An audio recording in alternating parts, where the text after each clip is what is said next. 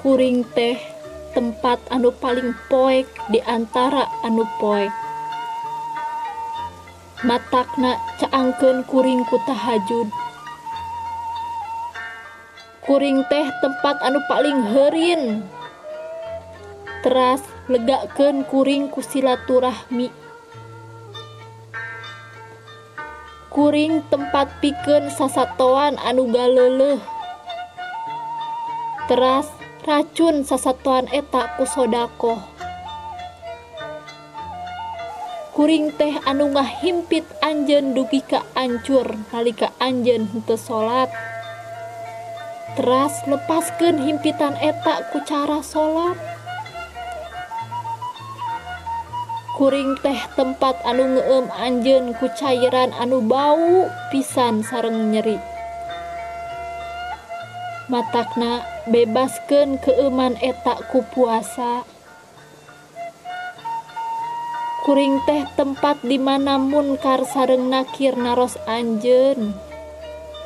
Maka siapkeun jawaban anjeun ku seueur nyebatkeun la ilaha illallah.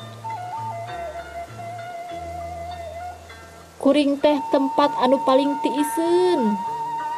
Teras ramekeun kuring ku maca Al-Qur'an. Nalika anjeun nyandak Al-Qur'an, setan normal masih biasa.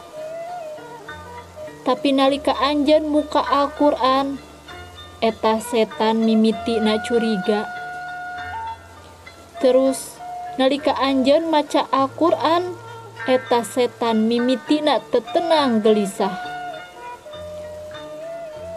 Nalika anjeun ngartos kana bacaan Al-Qur'an, eta setan langsung jengker teu eling-eling.